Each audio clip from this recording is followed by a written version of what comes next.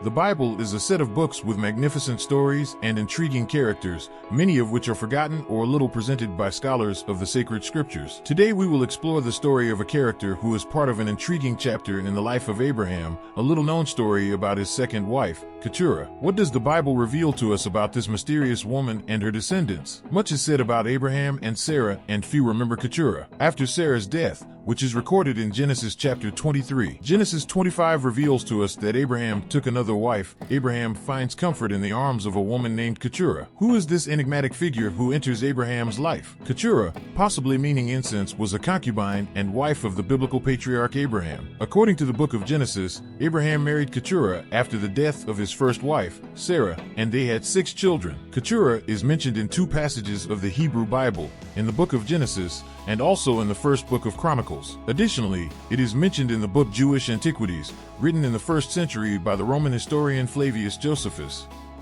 In the first book of Chronicles, she is called a concubine, Abraham's concubine.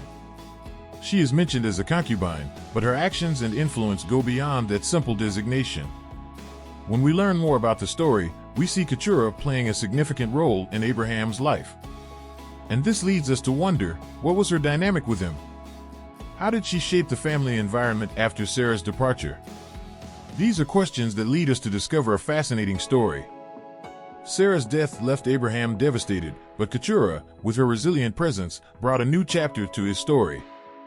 As we can imagine, it must not have been easy for Abraham to open himself up to love again after losing his beloved wife. However, Keturah played a crucial role in this period of transition and construction of a new family, bringing joy back to Abraham's life. Despite all the discussion about the relationship between Keturah and Abraham, Keturah never had the same status as Sarah. So this wedding didn't have the same importance as the first. Keturah is called wife in Genesis 25 verse 2, but following the biblical narrative she is called a concubine Genesis 25 verse 6, 1 Chronicles 1 verse 32. It is not possible to determine exactly when the relationship between Abraham and Keturah occurred. If Abraham took Keturah as his wife only after Sarah's death, then he fathered 6 children when he was already over 140 years old. So it is definitely impossible to date Abraham's relationship with Keturah and the birth of his 6 children with her. Some interpreters see in Genesis 24 verse 36 a possible indication that Abraham already had other children besides Ishmael and Isaac when his servant went to get Rebekah to be Isaac's wife. Furthermore, we know that Abraham later separated Isaac, the son of promise, from the sons of his concubines, Genesis 25 verse 6. However, Abraham lived more than 35 years after Sarah's death, dying at the age of 175. Good 25:7, 8. Thus, he could well have taken Keturah as his wife, had 6 children with her, and watched them grow up before he died. Also, it seems appropriate to take into account Abraham's general respect for Sarah's feelings, which makes it unlikely that he would risk the possibility of further family discord comparable to that involving Hagar and Ishmael by taking another concubine while Sarah was still alive. The Bible says that Abraham sent his concubine's children to the eastern land. According to the laws of the time, children of legitimate wives had a guaranteed right to share their father's assets. But the children of concubines depended on their father's kindness in leaving them something. Keturah is not just a secondary figure in Abraham's life, she is a force that brought light and renewal. Together, they built a new family, overcoming past sadness and embracing a future full of hope. Who is Keturah? A loyal partner, a loving mother, a figure who uniquely shaped Abraham's legacy. Keturah conceived 6 sons of Abraham: Zimram, Jokshan, Medan, Midian, Jishbak, and Shua. The lives of Abraham and Keturah are marked by a descendant where their journeys and choices echo through the centuries. In exploring Keturah's family tree, we come across a fascinating lineage. 6 children, each with unique destinies that shaped the history of the lands of Israel and the Arabian Peninsula. Genesis and 1 Chronicles also list 7 of his grandchildren: Sheba, Dedan, Ephah, Epher, Enoch, Abida, and Eldah. Zimran, Jokshan, Medan, Midian, Jishbak, and Sua. These are not just names, they are pieces of an intriguing puzzle.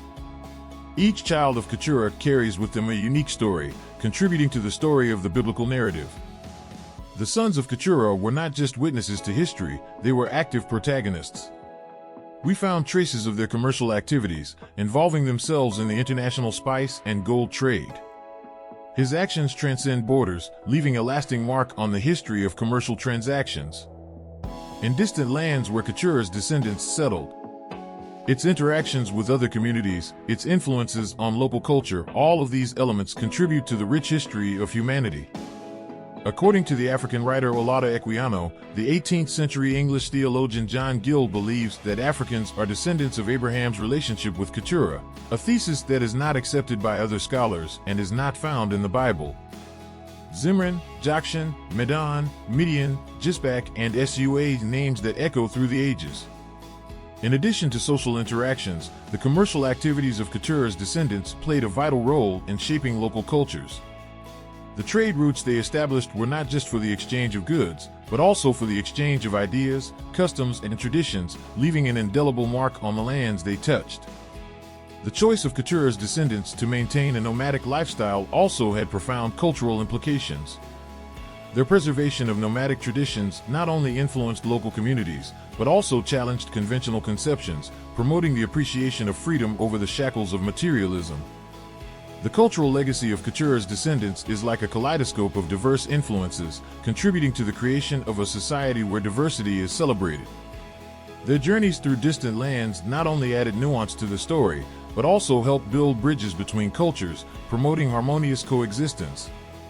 There are two main strands to be explored, each revealing deeper layers of this intriguing choice about the motivations behind Abraham's marriage to Keturah. Throughout Rebekah's period of sterility, Keturah's children are born and grow up. The uncertainty about who would be the heir to the divine promise hangs in the air, creating a complex and nuanced narrative. As we analyze the interpretations and motivations behind Abraham's marriage to Keturah, we are confronted with profound questions about faith, strategy, and the search for offspring. The path chosen by Abraham in taking Keturah as his wife.